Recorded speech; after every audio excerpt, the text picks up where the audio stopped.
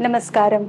मैं बरखा बिसेन ऋषिकुल फाउंडेशन की ओर से आप सभी को रामनवमी के पावन पर्व की हार्दिक शुभकामनाएं और स्वागत है आज के नए एपिसोड में। दोस्तों, पिछले एपिसोड में हमने श्री रामचंद्र जी के जीवन की कुछ घटनाओं पर चर्चा की थी। उसी क्रम को आगे बढ़ाते हुए आज हम स्वामी ऋषि जी से फिर चर्चा करेंगे। नमस्कार स्वामी जी। स्वामी जी, राम जी ने किसी के साथ अन्याय नहीं किया, फिर भी मर्यादा स्थापित करने के लिए एक धोबी के कहने पर उन्होंने माता सीता के साथ अन्याय क्यों किया?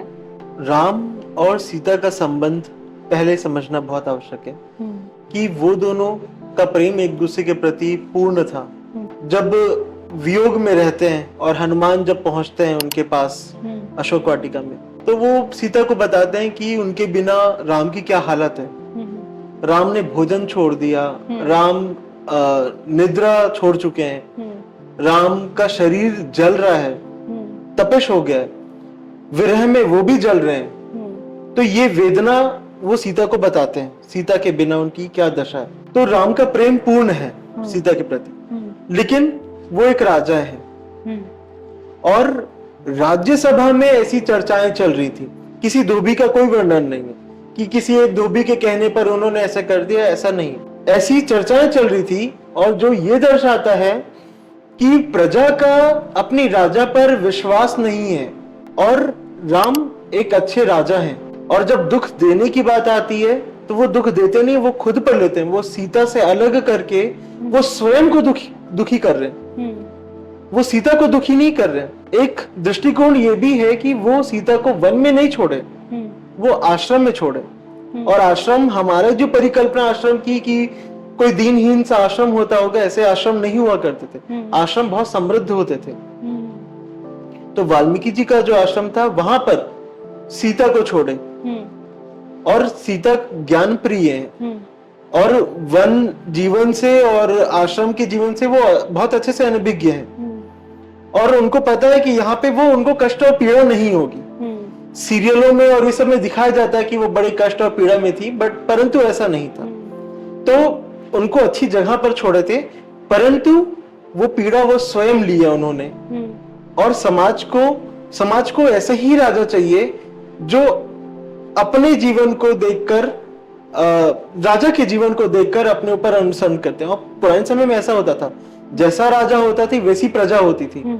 अपनी कथा सुनी होगी जनक की, कि जब जनक के राज्य में अकाल पड़ा हुआ था, लेकिन फिर भी जो उनके राज्य के लोग थे वो बहुत मोटिवेटेड थे। उनमें कोई दुख पीड़ा नहीं थी। अकाल होने के बावजूद भी वो बहुत संघर्षशील थे, उनका मनोबल नहीं टूटा था। तो वैसे ही एक राजा को होना चाहिए कि जो अपना निजी जीवन और निजी स्वार्थ को ऊपर न रखे, जो राजधर्म को ऊपर रखे। इस कारण से उन्होंने सीता जी को त्याग किया, अपने आप को दुखी किया। तो इस हिसाब से तो सीता जी भी बहुत दुखी हुई क्योंकि उन्होंने वियोग सहा। बिल्कुल। तो फिर हम ऐसा कैसे कह सकते हैं कि राम जी ने स्वयं को ही दुख दिया? ये तो उन्होंने सीता जी को भी दुख दिया ना। बिल्कुल बिल्कुल। लेकिन वो अपने को और सीता को अभिन्न नहीं मानते, एक ही मानते। दोनों का वियोग होना, वो अपने से सीता को अलग जोड़कर नहीं रखते। और वाल्मीकि जी इसकी पुष्टि करते हैं। पहले भी ऐसे बहुत सारे ऐसे प्रसंग आते हैं जहां पर दोनों जो संवाद कर रहे हैं वो शब्दों में नहीं है, जो शब्दों के परे है। दूसरा, लोग अक्सर कहते हैं कि फिर उन्होंने राज्य को क्यों नहीं छोड़ दिया, वो सीता जी के साथ वो भी वन चल देते, उनके भाइयों को राज पकड़ा देते। तो वो ये भी नहीं किए। उसके पीछे भी कारण ये था कि जो प्रजा है ऑलरेडी दशरथ जी को ऐसा समझती थी कि ये स्त्री के चक्कर में इन्होंने राम के साथ गलत किया। अब राम भी ऐसे स्त्री मोह में पड़े हुए हैं, तो ये प्रजा के लिए शोभनीय नहीं होता। प्रजा को एक आदर्श जीवन नहीं मिलता। तो उस समय के अकॉर्डिंग, वहां के धर्म के अकॉर्डिंग उन्होंने जो निर्णय लिया वो पूरा धर्म पक्ष में था। और ये जानते हुए भी कि सीता पर कोई आरोप नहीं है, सीता पर कोई दोष नहीं है, इसलिए उन्होंने स्वयं को और सीता को एक मानते हुए स्वयं को कष्ट दिया। श्री राम जी को 14 ही वर्ष का वनवास क्यों हुआ, ज्यादा या कम का क्यों नहीं? देखिए, 14 वर्ष उस समय में अगर कोई अपने प्रॉपर्टी से, अपने लैंड से 14 वर्ष तक अगर अलग है, वो अपना क्लेम नहीं करता राइट्स को, तो फिर वो उसकी प्रॉपर्टी नहीं रहती है। यही द्वापर युग में 13 वर्ष हो गया था। इसलिए जो दुर्योधन है वो उनको 13 वर्ष का देता है कि 12 साल जो है वो वनवास रहेगा और 1 वर्ष का अज्ञातवास। कलयुग में ये 12 वर्ष हो गया। अच्छा। तो लैंड लिमिटेशन एक्ट जो है आपका 1963 के तहत कि अगर आप 12 वर्ष तक अपना क्लेम नहीं करते हैं तो फिर वो लैंड जो है वो चला जाए। तो इसीलिए कैकेयी जी ने उनको 14 वर्ष का ही वनवास दिया था ताकि वो दोबारा आके क्लेम ना कर सके। स्वामी जी, राजा जनक ने सीता जी के स्वयंवर का निमंत्रण अयोध्या को क्यों नहीं दिया था? वाल्मीकि रामायण के अकॉर्डिंग ऐसी कोई स्वयंवर की घटना नहीं घटी थी।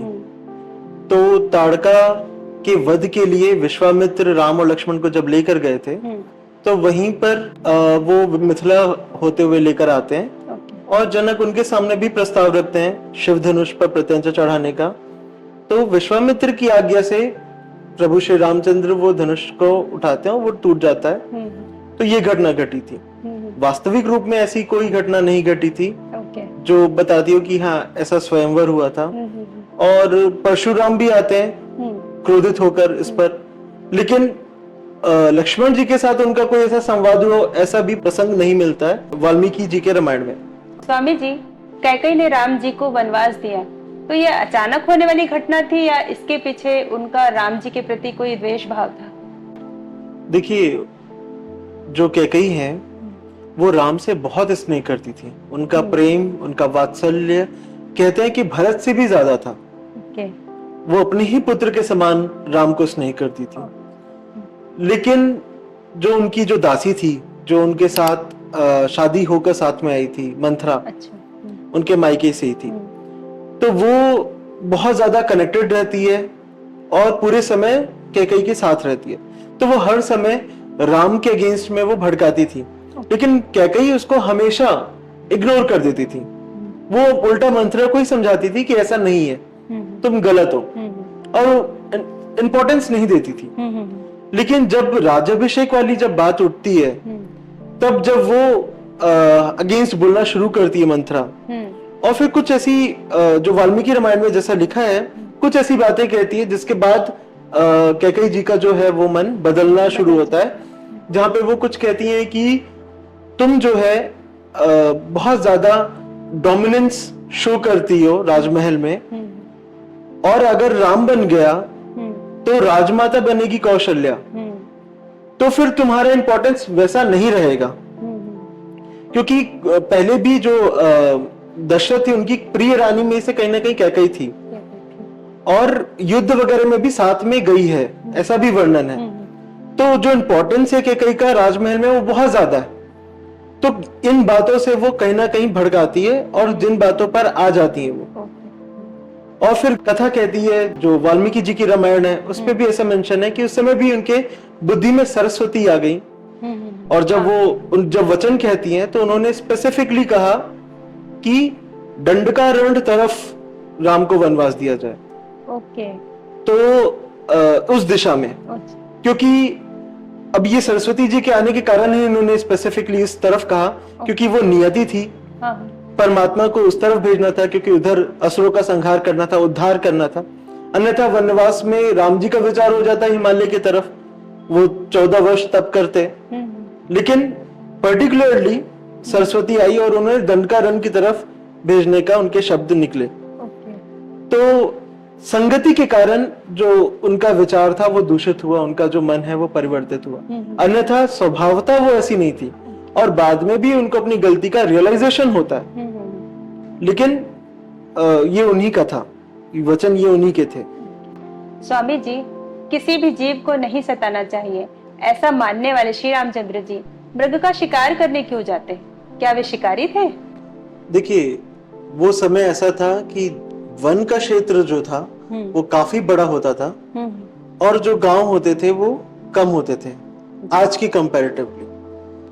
और ऐसा बहुत सारा प्रसंग मिलता है, इवन वाल्मीकि रामायण में नहीं, लेकिन और अन्य जो रामायण है उसमें ऐसे प्रसंग मिलते हैं जब मैं एक प्रसंग शेयर करना चाहूंगा कि जब राम पढ़ रहे होते हैं वशिष्ठ ऋषि के आश्रम में, तो वो एक बार वो ऐसा निकलते हैं अपने मित्र के साथ और अपने सभी भाइयों के साथ, उनके जो मित्र थे निषाद राज और उनके ये चारों भाई, ये सब ऐसा जाते हैं शिकार करने के लिए, और शिकार करते करते ये पहुंचते हैं श्रृंगी ऋषि के आश्रम में। तो वहां पे श्रृंगी ऋषि जो हैं वो ये चारों भाइयों को कहते हैं कि जाओ तुम, वहां पर नदी में एक बहुत बड़ा मगरमच्छ है जो आदमखोर हो चुका है और जो परेशान कर रहा है नगरवासियों को, तो तुम उसका शिकार करो जाके, ठीक है।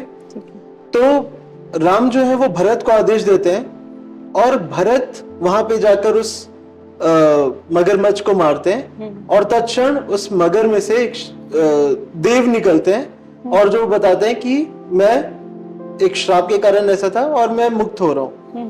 तो इस तरह वो मुक्ति को प्राप्त होते हैं। तो पहले तो ये कि समझिए कि सिर्फ भरत के मारने से उनको मुक्ति प्राप्त हो रही है, ठीक है। और दूसरी बात कि ऐसे और भी अन्य वो मिलते हैं कि जहां पर नगर में किसी जंगली पशु के आ जाने से, उनको क्षति पहुंचाने से, तो ये जो राजकुमार होते थे या जो सेनापति होते थे, उनका दायित्व होता था इनकी रक्षा करना। तो वो रेस्क्यू करने का ये काम करते थे, ठीक है। मैं एक और प्रसंग शेयर करना चाहूंगा। महाभारत में एकलव्य की जो कथा है, जब द्रोणाचार्य आते हैं तो एकलव्य जो है वो बहुत अच्छे धनुर्धर रहते हैं। हाँ। तो द्रोणाचार्य के आने से सभी कुत्ते भौंकना शुरू करते हैं। तो वो ऐसा तीर चलाते हैं कि सभी कुत्तों के वो मुंह में आके तीर फंस जाता है, ना उनको पीड़ा होती है ना उनका रक्त निकलता है, खून भी नहीं बहता। हाँ। और इसी को देखकर वो अचंभित हो जाते हैं द्रोणाचार्य। तो सोचो कि जो इतना कुशल था धनु विद्या में, धनुर्धारी था एकलव्य, तो फिर राम किस लेवल के धनुर्धारी रहे होंगे। तो वो रेस्क्यू के सेंस में वो पकड़ सकते थे, उन्हें मार ही नहीं डालते थे। तो जब वो सीता आग्रह करती है कि मेरे लिए हिरण को पकड़ कर लेकर आओ, मैं उसको पालूंगी, मैं उसे अयोध्या लेकर जाऊंगी, तो वो जानती हैं कि ये पकड़कर उसको रेस्क्यू करके लेकर आएंगे, ना कि उसको घायल करके अधमरा करके लाएंगे। कि एकलव्य में इतना सामर्थ्य है कि वो बिना घायल किए, बिना खून टपकाए, बिना पीड़ा के साथ वो सभी कुत्तों के मुंह में बाण भर दे रहे, तो वो तो श्री राम है। तो उस समय में ऐसा था कि रेस्क्यू करने का दायित्व राजघराने का होता था, राजा का होता था और सेनापति वगैरह का होता था। तो रेस्क्यू करने ये कई बार गए हैं, ठीक है। तो वो शिकारी नहीं थे। हाँ, धनुर्विद्या की प्रैक्टिस करने के लिए भी कई बार वो इस तरह का करते थे कि किसी हिरण को पकड़ा या हिरण को पकड़ने की कोशिश की। तो इस तरह के प्रसंग आते हैं कि वो प्रैक्टिस करने के लिए, क्योंकि उसके लिए आपको आपका फ्लो होना चाहिए, आपकी प्रैक्टिस अच्छी होनी चाहिए, तभी आप रेस्क्यू करने के समय में आप काम कर सकेंगे। तो वो प्रैक्टिस करने के लिए वो वनों में जाया करते थे। स्वामी जी, क्या ये बात सच है कि पूरे वनवास काल के दौरान यानी 14 वर्ष तक लक्ष्मण जी सोए नहीं? नहीं, ऐसा बिल्कुल नहीं है। वाल्मीकि रामायण में ऐसा वर्णन कहीं पर भी नहीं है कि वो 14 वर्ष तक सोए नहीं। अच्छा। इवन ऐसा भी प्रसंग मिलता है कि वनवास के ड्यूरेशन में एक बार थोड़ा सा अधिक वो सो रहे थे, तो राम जो है वो बहुत ब्यूटीफुली और ग्रेसफुली वो उनको धीरे से उठाते हैं। अच्छा। ठीक है, तो ऐसा इससे ये पता चलता है कि वो सोते थे लक्ष्मण जी। अच्छा। जिन्होंने ऐसा मेंशन किया वो उनकी समर्पण को, उनके जागरूकता को, उनके अलर्टनेस को बताने के लिए ऐसा क्या काव्यात्मक ढंग में ऐसा कहा होगा, बाकी वो सोते थे, ऐसा कोई वो नहीं है। तो स्वामी जी, जिस प्रकार लक्ष्मण जी के साथ ये प्रैक्टिकली संभव नहीं है कि वो 14 वर्ष तक जागे, तो क्या कुंभकर्ण के साथ भी ये प्रैक्टिकली संभव नहीं होगा कि वो 6 महीने सोए और एक दिन जागे? कुंभकर्ण एक तपस्वी था, उसने रावण के साथ तप किया था और वरदान स्वरूप में उसने निद्रासन मांग लिया। इंद्रासन कहना चाह रहा था लेकिन टंग स्लिप हुई और उसने निद्रासन कह दिया, तो उसको ब्रह्मा जी तथास्तु कह देते हैं। तब रावण की विनती करने पर कि ये तो गलती हो गई, बाय मिस्टेक इसने ऐसा मांगा है, आप इस पर थोड़ी कृपा करें ताकि इसकी आवश्यकताएं पूरी हो सके, वो भोजन कर सके, अन्य कार्य कर सके। तो इसलिए फिर ब्रह्मा जी उसको एक दिन का जागरण और फिर 6 महीने का निद्रासन देते हैं। स्वामी जी, विभीषण ने ऐसे क्या कर्म किए थे जिसके कारण उन्हें चिरंजीवी होने का वरदान प्राप्त हुआ? देखिए, जीवन का कुछ मूल सिद्धांत है। जब व्यक्ति जो पाना चाहता है, जब उसके अंदर चाह होती तब उसे वो चीज नहीं मिलती, और जब वो चाह छोड़ देता है तब उसे वो चीज मिलती है। जीवन जीने की चाह बहुत ज्यादा रावण में थी, इसलिए वो अमरता का वरदान चाहता था। इंद्रासन चाहता था कुंभकर्ण, अब मिला उसको निद्रासन। ठीक वैसे ही विभीषण ने भी तब किया था इन दोनों के साथ, लेकिन उसने जो वरदान में मांगा वो बहुत विचारणीय है। उसने वरदान में मांगा कि मैं हमेशा धर्म के पक्ष में रहूं, मेरा बुद्धि कभी धर्म से अलग ना हो, मेरा जीवन धर्म से कभी अलग ना हो। ख्याल करिएगा, उन्होंने मोक्ष भी नहीं मांगा, तब किया है। ब्रह्मा आके वरदान दे रहे हैं, तो ऐसा भी नहीं है कि वो मोक्ष की चाह कर रहे हैं कि मेरी परम गति हो जाए। वो कह रहे हैं कि जीवन अभी जो यहाँ पर है, जब तक है तब तक मैं धर्म की सेवा करूं, मेरा धर्म पर ही मन दृढ़ रहे। ऐसा वरदान मांगा। न जीवन की इच्छा थी, न परमात्मा की इच्छा थी, न कुछ भी इच्छा थी। इच्छा रहित था सारा जीवन। तो इसीलिए वो अधिकारी है। इसीलिए परमात्मा ने उनको चिरंजीवी का वरदान दिया, क्योंकि वो तपस्वी थे, ज्ञानी थे, और सामर्थ्य होते हुए भी, वरदान मांगते हुए भी उन्होंने कुछ मांगा नहीं। मांगा भी ऐसा जो मांगने लायक जैसा कुछ नहीं था। वो चाहते तो परमात्मा को भी मांग सकते थे कि मैं भी परम अवस्था में उपलब्ध हो जाऊं, या मैं परम गति को, मोक्ष को प्राप्त हो जाऊं, लेकिन उन्होंने कोई मांग नहीं रखी। इसलिए उनका जीवन अपने आप में एक सार्थक था, सिद्ध था। स्वामी जी, रावण के दोनों भाई कुंभकर्ण और विभीषण दोनों ने अपनी अपनी समझ के अनुसार धर्म का साथ दिया, तो दोनों में से सही कौन है? क्योंकि उस युग में बड़े भाई का कहना मानना और उसके कहे अनुसार चलना धर्म कहलाता था, जो कि विभीषण जी ने नहीं किया। जहां पे सत्य है उसी का पालन करना चाहिए। अगर ये दृष्टिकोण रखेंगे कि बड़ा भाई था या पिता था, तो प्रहलाद ने भी जो किया वो भी अधर्म था, क्योंकि वो भी अपने फादर के अगेंस्ट गया। तो पुराने समय में भी ये नियम था कि अगर आपका कोई बड़ा गलत आचरण कर रहा है तो आप उसका विरोध करें।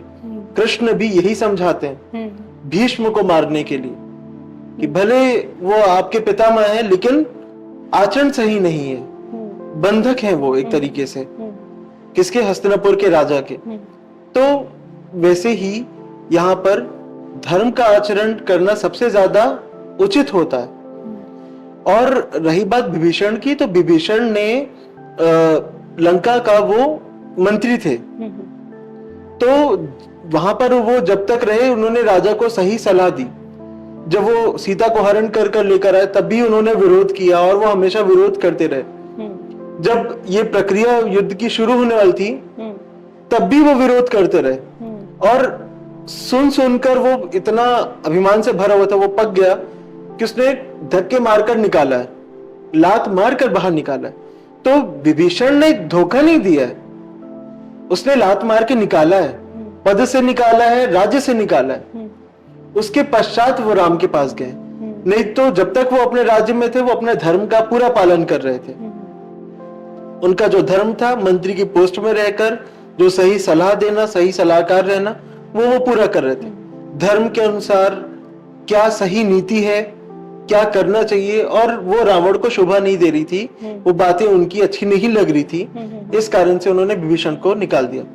और रही बात कुंभकर्ण की, तो कुंभकर्ण तमस है, वो जो 6 महीने सो रहा है और उठकर सीधा खा रहा है और फिर सो रहा है, तो वो पूर्ण रूप से तामसिक है। उसने कोई धर्म का आचरण नहीं किया, वो आसुरी प्रवृत्ति का ही था। वो लोभ, मोह और मद से वो भी भरा हुआ था।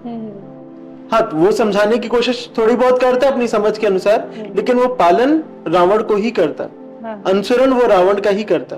तो धर्म में अगर दोनों को धर्म की तुलना में देखें तो विभीषण ही अपने धर्म पर दृढ़ थे, कुंभकर्ण और रावण नहीं। स्वामी जी, रामायण के एक महत्वपूर्ण पात्र जामवंत जी थे। जो कि राम जी के सेना में भी थे, तो उनकी पुत्री का विवाह द्वापर युग में श्री कृष्ण जी के साथ कैसे संभव हुआ? जामवंत जी ब्रह्मा जी के अवतार थे और वो त्रेता युग के नहीं थे, वो सतयुग के थे। अच्छा। इवन उनका वर्णन वहां पे भी आता है, जब वो मंथन होता है ना, समुद्र मंथन, तो वो उसमें भी पार्टिसिपेट करते हैं। अच्छा। तो वो सतयुग के समय से वो चलते आ रहे हैं। जब ये प्रसंग आता है कि समुद्र के पार जाना है, सब इकट्ठे होते हैं और हनुमान जी अपनी शक्ति भूल चुके होते हैं, तो वो एक बहाना देते हैं वो, क्योंकि उनको हनुमान जी को जगाना था, इस कारण से वो बहाना देते हैं कि मैं तो वृद्ध हो चुका हूँ, कोई और कैंडिडेट चाहिए जो वहां जाए। तो वो हनुमान को रियलाइज करवाते हैं कि आप कैपेबल हो। वो वैसे वो कोई वृद्ध नहीं हुए थे। और जो प्रसंग आता है फिर द्वापर युग में कृष्ण जी के साथ, तो कृष्ण जी के साथ उनका युद्ध पूरे 12 दिन तक चलता है। अच्छा। और 12 दिन तक वो जो कृष्ण से युद्ध कर रहे हैं, तो वो सोचिए किस लेवल की वो शक्तिशाली थे। तो वो वृद्ध वगैरह नहीं थे, वो सिर्फ उनको जगाने के लिए वो कहते हैं। और जब ये प्रसंग होता है रामायण का, उस समय में वहां पे उनकी कोई पुत्री का कोई वर्णन नहीं होता। तो संभवतः जो उनकी पुत्री थी जामवंती, वो द्वापर युग की ही थी, वो त्रेता युग की नहीं थी। और जामवंत तो बहुत पुराने थे, वो सतयुग के समय से वो चलते आए थे। स्वामी जी, रावण इतना अधर्मी और आतताई था, फिर भी श्री राम जी ने उसको अपने हाथों से मारकर मोक्ष प्रदान किया। तो क्या इतना अधर्म करने के बाद भी वो मोक्ष का अधिकारी था? रावण बहुत बड़ा तपस्वी था, एक बहुत बड़ा साधक था, बहुत बड़ा ज्ञानी था, भगवान शिव का वो भक्त था। उसका तपोबल ही उसकी गति करता।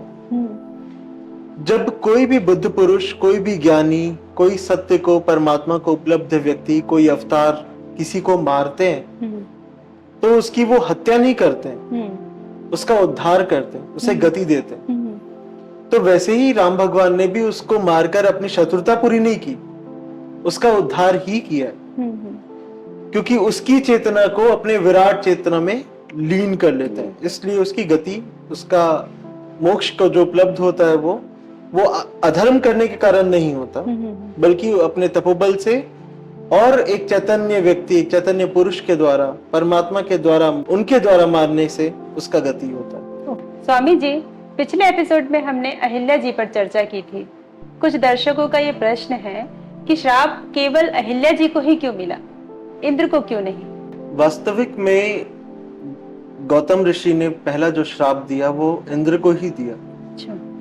और श्राप उनको नपुंसक होने का था।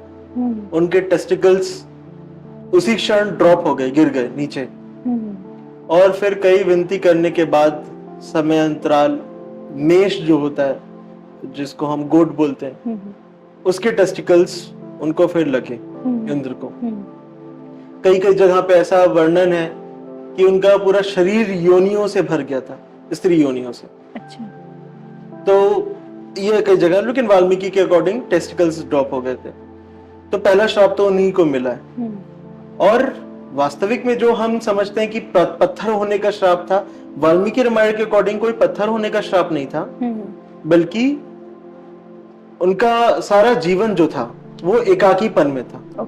कि वो किसी मनुष्यों से, सभी मनुष्यों से दूर रहेंगी, वो अकेले वास करेंगी, बिना भोजन के। तो एक तरीके से तपस्या वाला था उनका जीवन। इसलिए जब विश्वामित्र इंट्रोड्यूस कराते हैं राम को, तो वो तपस्वी कहकर इंट्रोड्यूस करवाते हैं, वो श्रापित कहकर इंट्रोड्यूस नहीं कराते। हाँ, ये काव्यात्मक ढंग से बाद में, क्योंकि वो उनका जीवन बड़ा नीरस सा हो गया होगा, बहुत पाषाण जैसा व्यक्तित्व हो गया होगा, इस कारण से काव्यात्मक ढंग से बाद में चला होगा कि वो पत्थर की हो गई। जैसे हम बोलते हैं ना कि कोई इतना स्टोन हार्टेड हो गया, वो काव्यात्मक रूप में वो पत्थर वाला स्टोरी बन गया होगा, लेकिन वास्तविक में ऐसा नहीं था। वास्तविक में उनका जीवन, उनका जो श्राप था, वो तपस्वी जैसा होने का था।